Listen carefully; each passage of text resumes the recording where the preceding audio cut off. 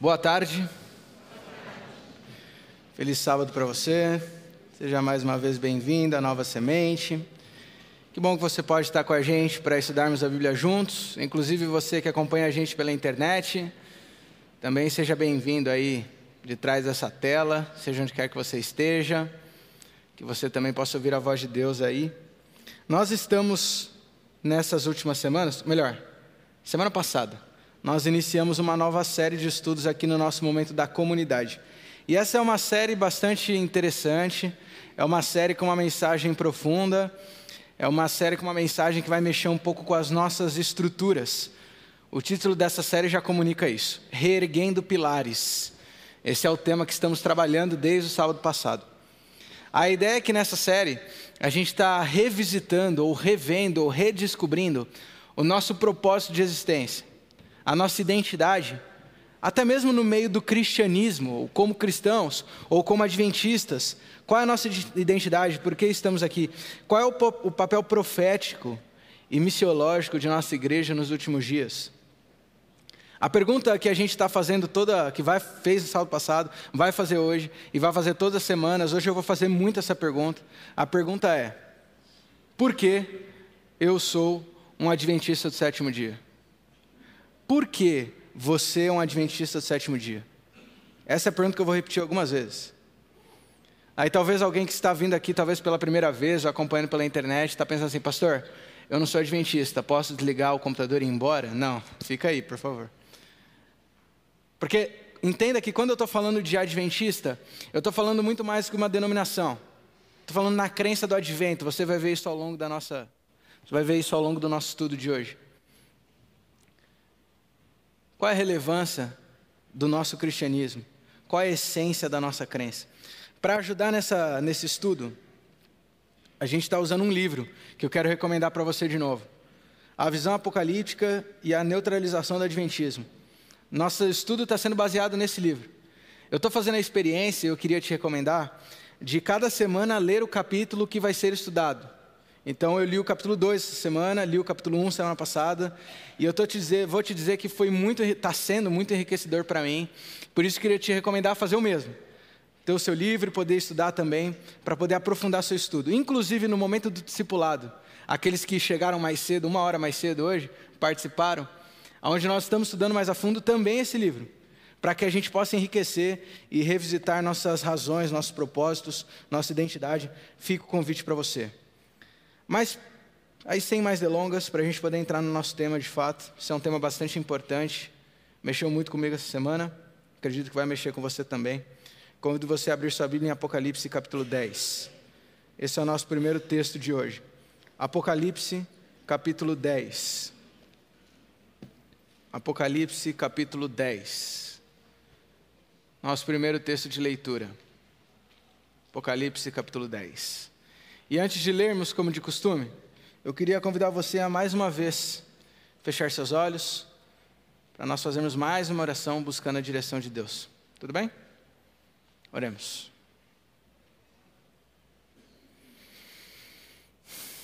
Senhor Jesus,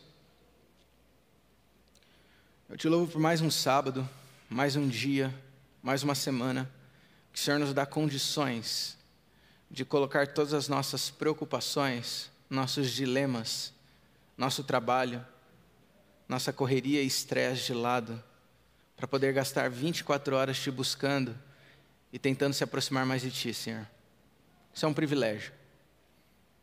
Obrigado por esse local confortável que o Senhor nos dá, onde nós podemos estudar a Tua Palavra.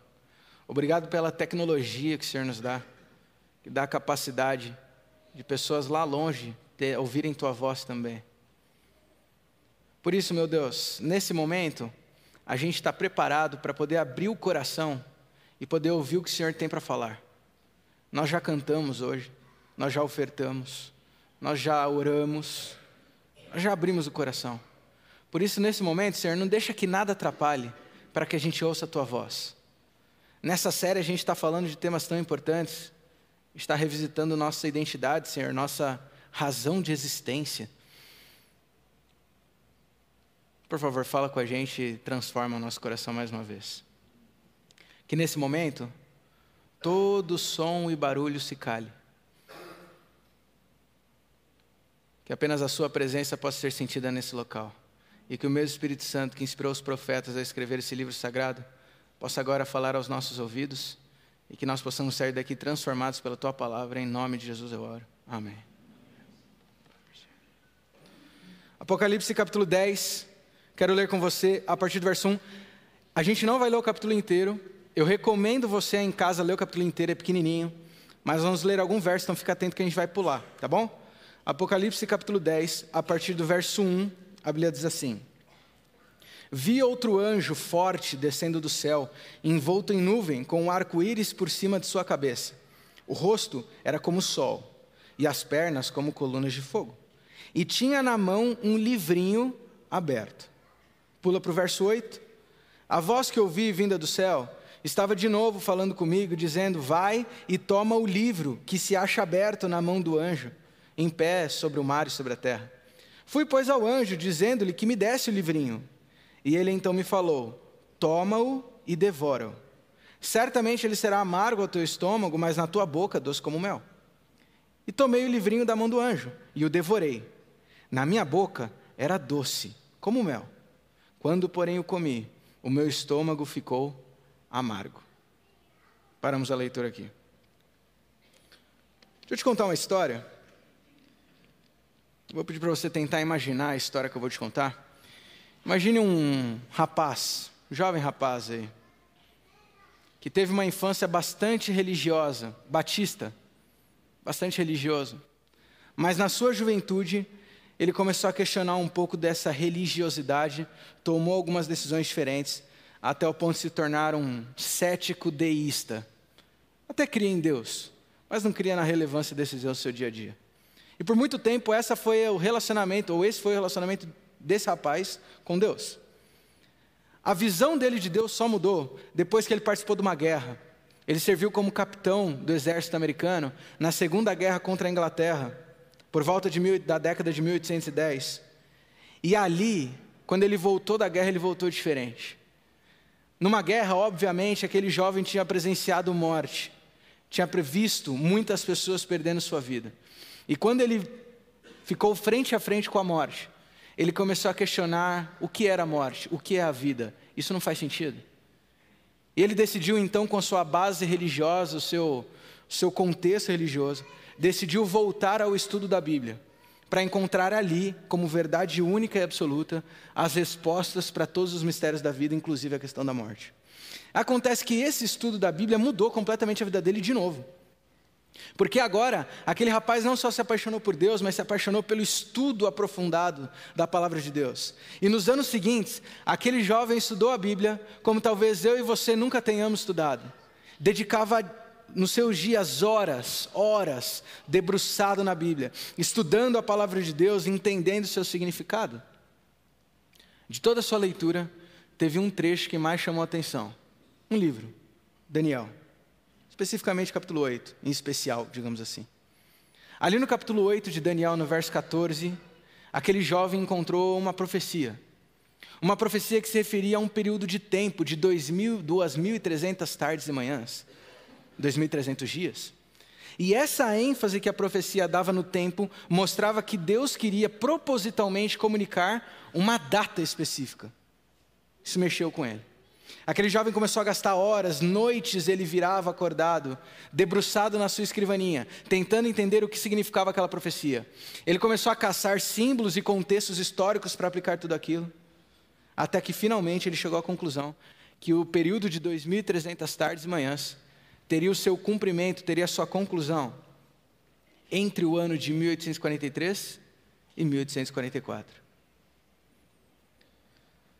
Nessa época, ou melhor, depois de descobrir essa questão do ano, agora tinha uma segunda pergunta para responder. Porque esse mesmo verso de Daniel falava que quando terminasse esse período de 2.300 dias, a Bíblia fala que teria a purificação do santuário. Bom, se vai ser em 1843, 44, ou seja, daqui a alguns anos, eu preciso saber agora o que é a purificação do santuário. E por um raciocínio bastante lógico até, assumindo a premissa de que o santuário significava a terra, e a purificação da terra vai acontecer no dia que o fogo do Apocalipse vier e destruir todo o pecado, ele chegou à conclusão de que esse período se daria no dia da vinda de Cristo. Você sabe que nesse período histórico, nós conhecemos a história de pelo menos 80 pessoas espalhadas pelo mundo, em contextos completamente diferentes, que chegaram à mesma conclusão da interpretação profética. 80 pessoas. Mas você sabe exatamente de quem eu estou falando. Guilherme Miller. Foi no ano de 1818 que Guilherme Miller chegou à conclusão, nos seus estudos da Bíblia, que Jesus voltaria entre a Páscoa de 1843 e a Páscoa de 1844.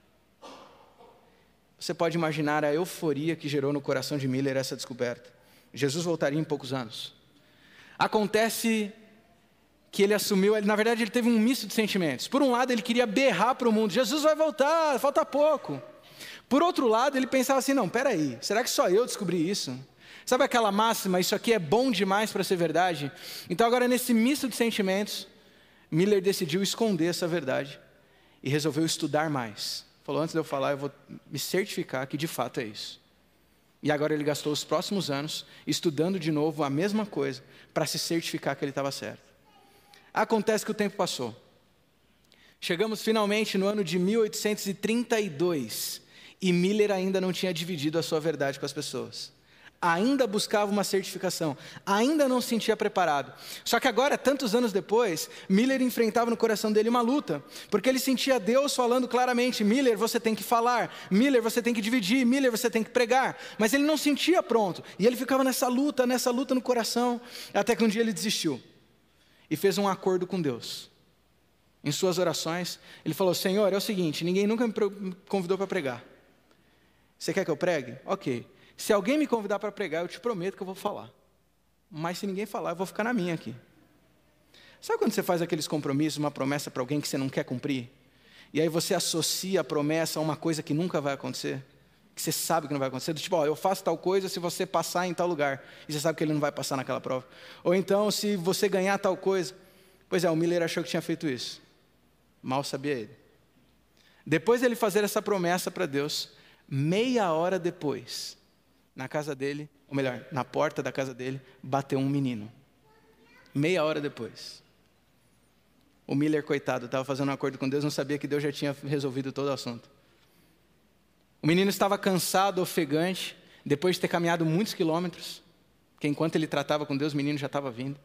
E aquele menino bateu na porta e falou assim, Senhor Miller, por favor, meu pai precisa de ajuda. Porque na igreja do meu pai, a gente está precisando de um pregador. Você pode pregar hoje à noite para a gente? E agora? A história conta que o Miller colocou o menino para dentro de casa e foi lá no quintal. E ficou 1 hora se martirizando por ter feito essa promessa para Deus. Que raio de hora que eu escolhi para prometer isso. Aí a história conta também que depois disso ele ainda voltou a orar e tentou renegociar os acordos com Deus. Senhor, veja bem, será que aqui esse termo no contrato e tal, será que a gente não pode rever e tal? Depois de muito lutar, ele sabia que ele não tinha mais escapatória dessa. Ele tinha que cumprir sua promessa a Deus. Então, finalmente, pela primeira vez, Miller cedeu e aceitou pregar sobre a descoberta que ele teve da profecia. Pela primeira vez pregou numa igreja. Não é difícil de imaginar o tamanho da repercussão e a ansiedade, a euforia que isso causou naquelas pessoas que ouviram essa mensagem. E foram questão de dias, semanas, até que essa pregação se espalhasse por vários locais. Até que surgisse então um movimento que nós conhecemos como movimento millerita. As pessoas que criam que Jesus voltaria na Páscoa de 1844. O tempo passou. Miller conhecia muito bem o texto bíblico de Mateus 24:36, quando Jesus categoricamente afirma que ninguém sabe o dia e a hora da volta dele. Por isso Miller não ousava dizer em que dia Jesus voltaria. Você percebe que da Páscoa de um ano para o outro tem bastante tempo, ele era bem assim, abrangente. Mas chegou o ano de 1842, dezembro de 1842. E agora os seguidores de Miller, que estavam ansiosos pela volta de Cristo, eles falaram, Miller, não é possível, tem que ter mais detalhes nesse texto. Tem que ter um dia exato, se Deus falou o ano, tem que ter o dia. E pressionaram. E pela paixão que eles estavam pela volta de Cristo, Miller desistiu e resolveu marcar uma data. Dia 21 de março de 1844, a Páscoa. 21 de março de 1844. O dia chegou, e logicamente Jesus não voltou.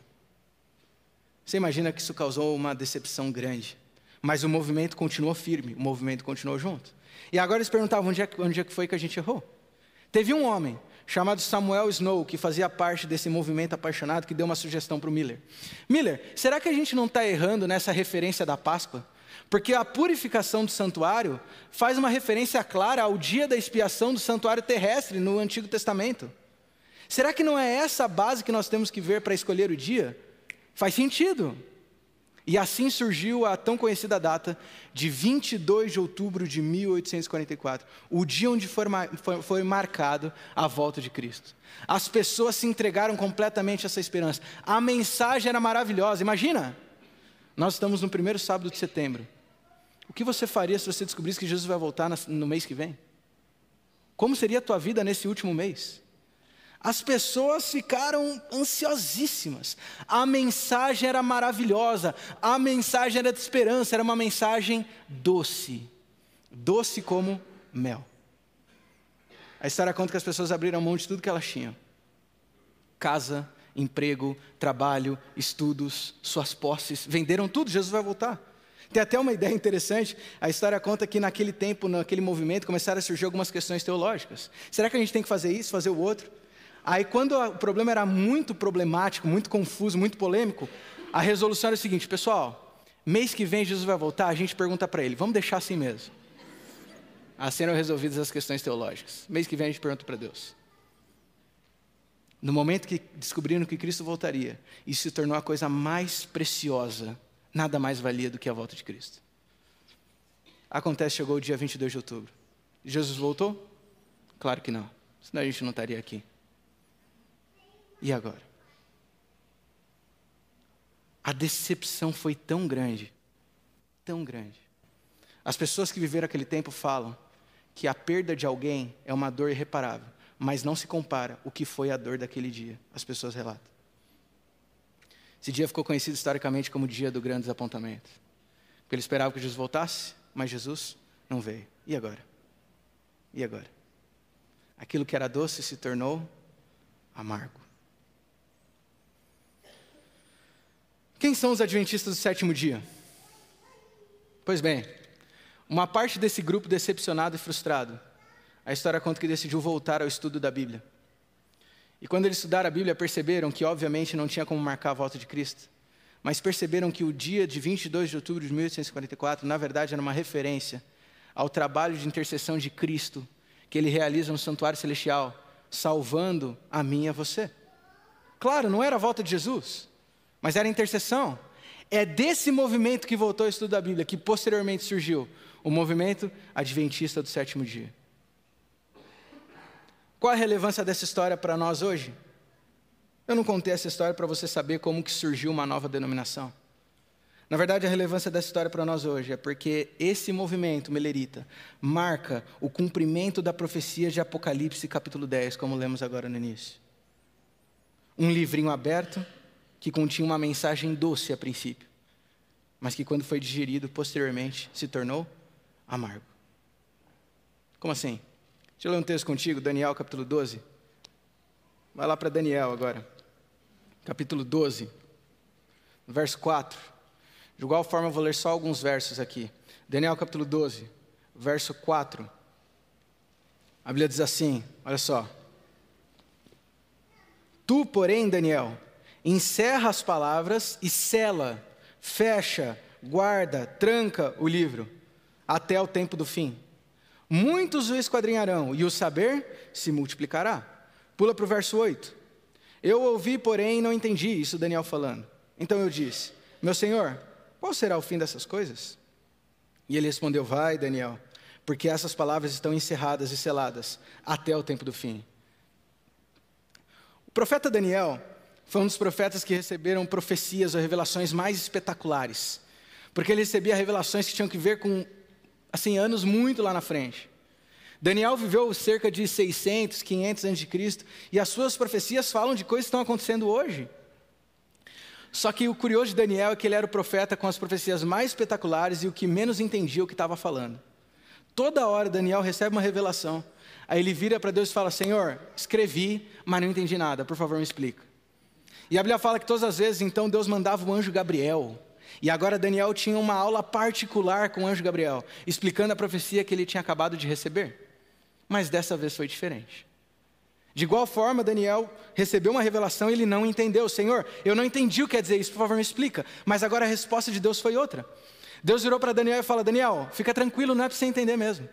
Pega esse livro, fecha esse livro, sela esse livro, guarda esse livro, tranca esse livro, porque ele só vai ser aberto quando? No tempo do fim. Não é para você. Fez a conexão?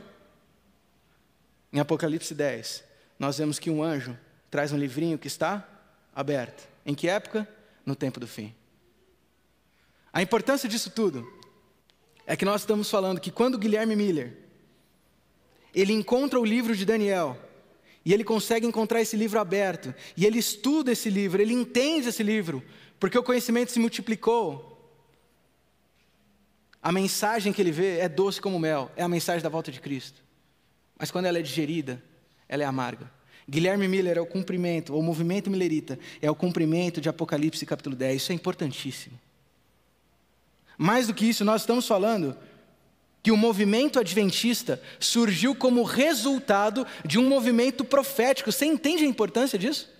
O movimento adventista surgiu como resultado de um movimento que foi profetizado por Deus, por João, lá na ilha de Patmos, tantos anos atrás. Isso é importantíssimo, porque isso mexe com a nossa identidade, isso mexe com a nossa razão de existência. Isso mexe com o nosso propósito. Deixa eu te fazer uma pergunta. O que significa ser adventista? Seja você adventista ou não. O que significa ser adventista? Já parou para se perguntar isso? O que faz uma pessoa se tornar adventista? Talvez você possa falar assim: pastor, o que faz alguém tornar adventista é o batismo. Ok, realmente, quando alguém se batiza, ela se torna membro da igreja. Mas será que é isso? Por exemplo, imagina uma pessoa que está numa jornada cristã, e talvez tem vários aqui que estão começando uma jornada com Deus. A partir de que momento, nessa jornada e caminhada com Deus, ela pode dizer: ok, a partir de agora eu sou adventista do sétimo dia? O que torna alguém adventista? Você já pensou nisso? A partir de que momento alguém se torna adventista do sétimo dia? Em outras palavras, qual é a essência de nossa crença? Um dia desses, tem um rapaz aqui da nossa igreja, que ele é muito amigo meu, a gente tem uma intimidade muito grande um com o outro, e ele, às vezes a gente tem umas conversas mais profundas, e ele está passando por um momento, digamos assim, de baixa espiritual, questionando algumas coisas. E um dia desses ele chegou para mim e falou assim: Dani, eu acho que eu não sou mais adventista. Bom, logicamente, esse não é o tipo de coisa que você gosta de ouvir. E a minha pergunta natural foi: por quê? Por que você acha que não é mais adventista? Ele falou assim: eu amo a Deus, eu creio em Deus, não tenho dúvida nenhuma. Mas a igreja, tem algumas coisas da igreja que eu não concordo. Eu não tenho mais vindo na igreja quase nunca. Honestamente, não tem feito uma relevância na minha vida a igreja adventista. Aí ele completou assim: a única coisa que ainda me deixa na dúvida, para eu dizer de fato que eu não sou mais adventista, é porque eu ainda tenho o sábado como um princípio muito forte. Eu não consigo, digamos assim, transgredir o sábado, eu ainda guardo esse princípio. Se não fosse por isso, eu já não seria mais adventista. Quando ele me falou isso, logicamente fiquei muito triste, mas eu fiquei me perguntando, exatamente isso que eu perguntei agora. Mas o que significa ser adventista? O que torna alguém adventista ou não? Então eu fiz essa pergunta para ele. Depois que ele me respondeu, eu falei para ele o seguinte: cara, o que me deixa mais triste no que você está falando, não é nem o fato de você se considerar ou não, é o fato de que o adventismo para você se resume a frequentar uma igreja e guardar o sábado. O que é adventismo? Aí talvez você esteja perguntando: pastor, você está me deixando uma crise aqui interna, por favor, então me fala o que é adventismo. E talvez eu aumente sua crise agora, porque honestamente eu não sei se eu sei te definir categoricamente o que significa ser adventista. Porque nós vivemos uma crise. O cristianismo, o adventismo, vive uma crise. Por alguma razão nós não sabemos mais o que somos. Por alguma razão nós não sabemos mais por que somos. Por que existimos? Nós somos conhecidos aí fora, o adventismo, como o povo que não trabalha no sábado, certo? Mas essa é a essência da nossa mensagem. É por isso que nós existimos.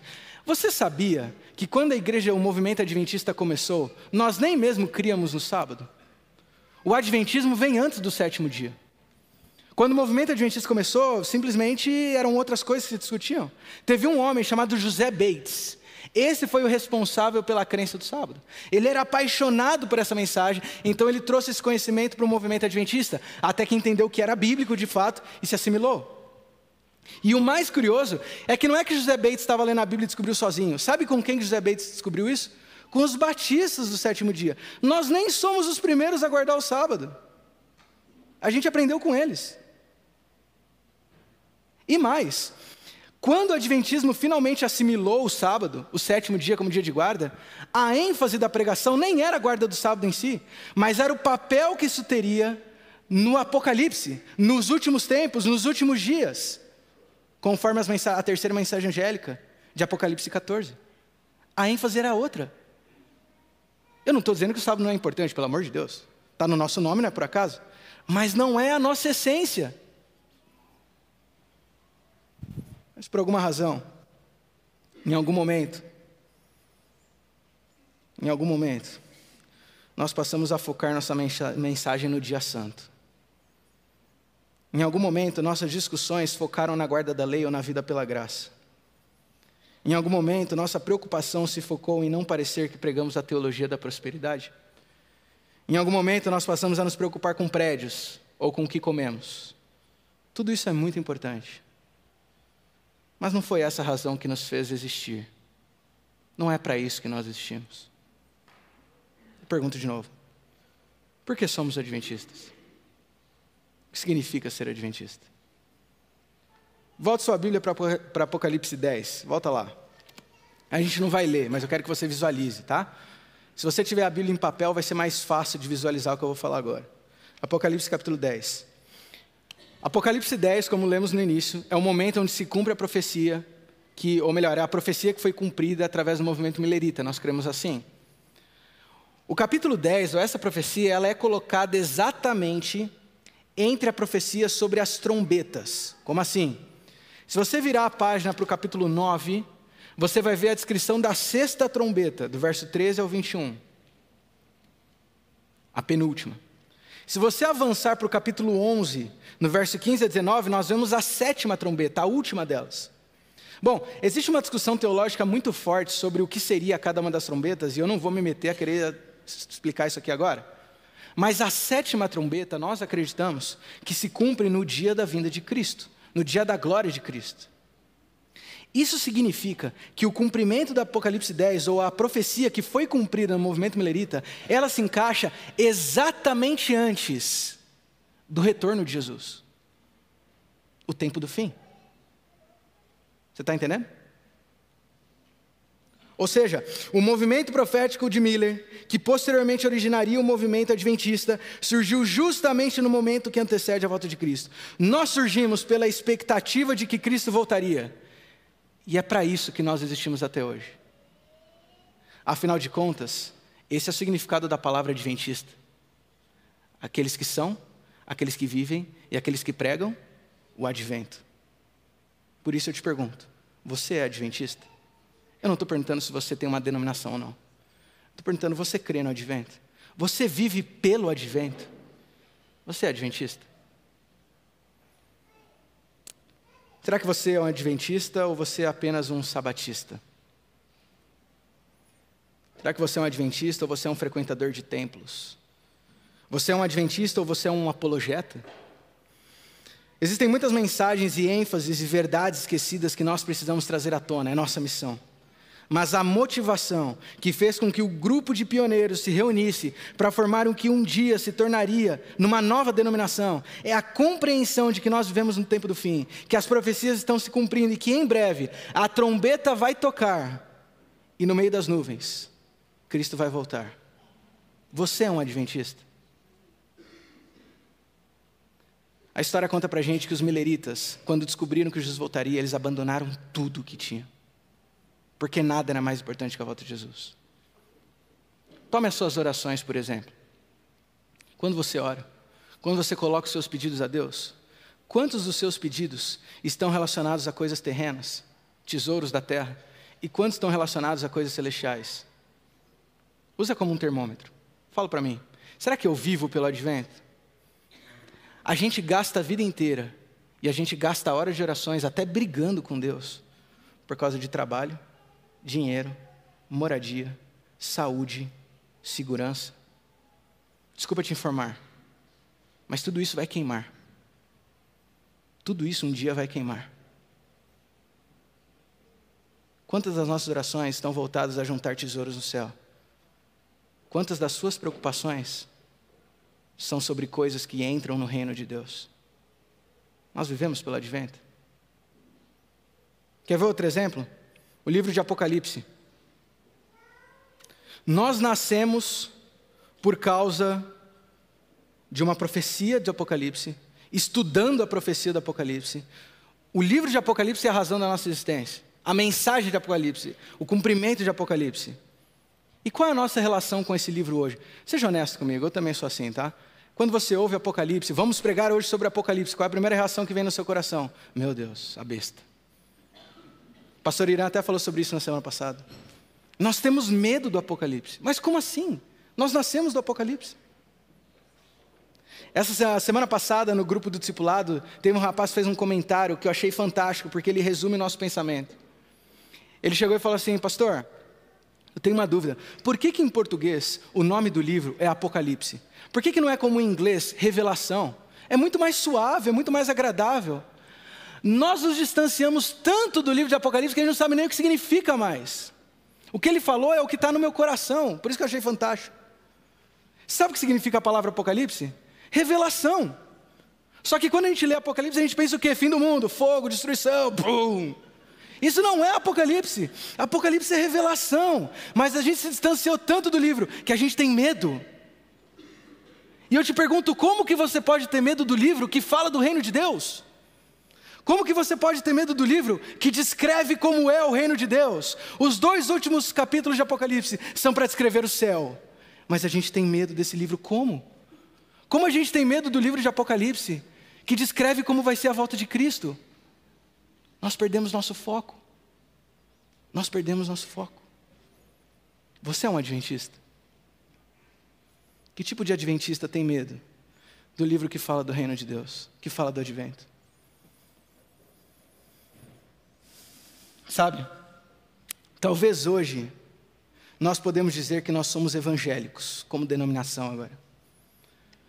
Talvez nós podemos dizer hoje que nós somos cristãos. Nós podemos dizer que nós somos sabatistas. Nós somos praticantes ou simpatizantes, liberais ou legalistas. Somos crentes ou descrentes, vegetarianos ou carnívoros. Somos religiosos ou adenominacionais. Somos céticos ou fanáticos. Mas infelizmente, em algum momento, nós deixamos de ser adventistas. Porque nós não pregamos mais o advento. Nós não vivemos pelo advento. Nosso coração não pulsa por causa do advento. Nossa igreja surgiu com um único propósito e uma única mensagem. Último texto de hoje, Apocalipse 14.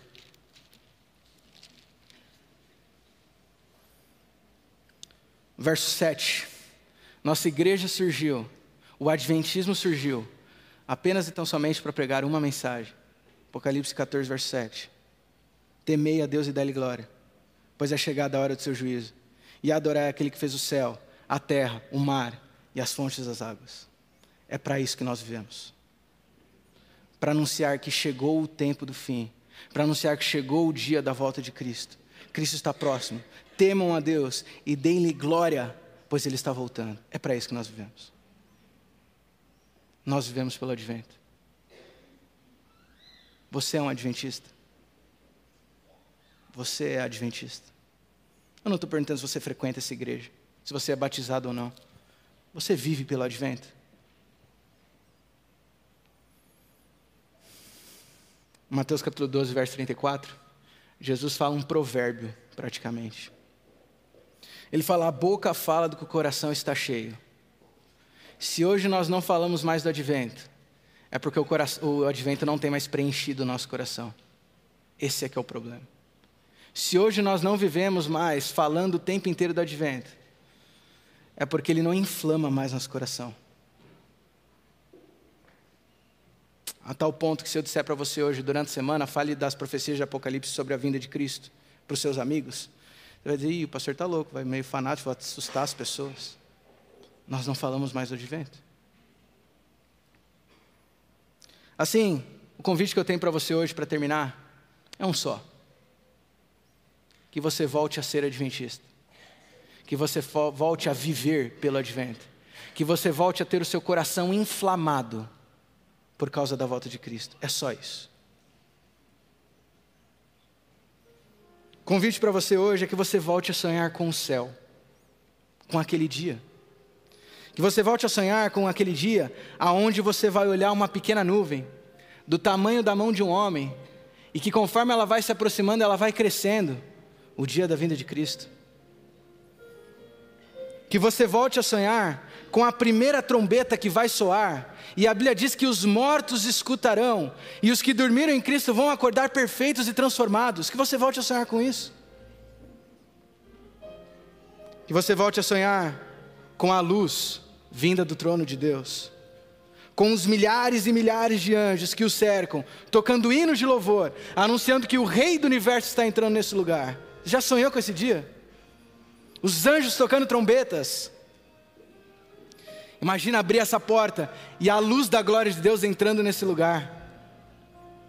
Volte a sonhar com isso. Que você sonhe com um lugar onde não há injustiças, onde não há roubo nem corrupção, um lugar onde não tem crise financeira, não tem fome, um lugar onde não tem doença, não tem dor, porque a vida é eterna. Que você volte a sonhar com a rua de ouro, com um mar de água cristalina, e com a cidade com muros de milhares de quilômetros de altura. Apocalipse conta isso pra gente. Que você volte a sonhar com os portões de pérola, os portões de pérola, e com um palácio real, bem no centro da cidade. Mas que acima de tudo, você volte a sonhar com Cristo. Que acima de tudo, você sonhe em sentar no colo dele, sentir o seu abraço, e nunca mais orar, mas agora cochichar no ouvido de Jesus. Que você sonhe em passar uma eternidade tentando entender o que significa esse amor personificado, soberano e onipotente, que se faz homem, para dar a vida por um pecador. Que você volte a sonhar com as feridas de Jesus, a cicatriz que vai ficar para toda a eternidade, prova do amor de Deus por você. Que você se torne de fato, que você volte a ser um adventista, aquele que vive pelo advento. Nós vamos cantar sobre pedir para Deus, para que Ele resgate nossa identidade, vivificar a nossa igreja até o dia da volta dEle. Que você possa orar, mais do que uma denominação, que você possa viver apenas e tão somente pelo advento. Vamos cantar.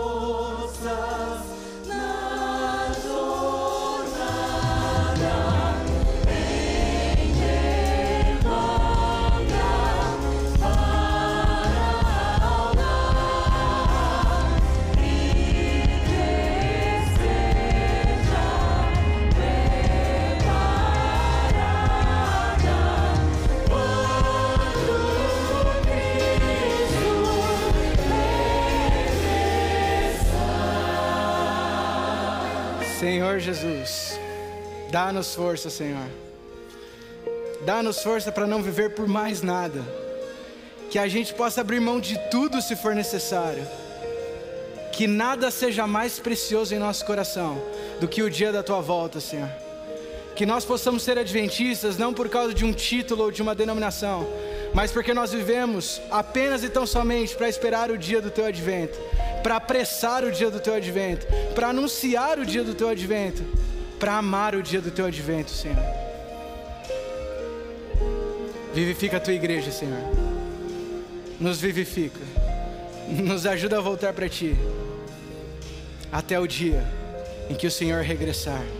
Em nome de Jesus nós oramos. Amém.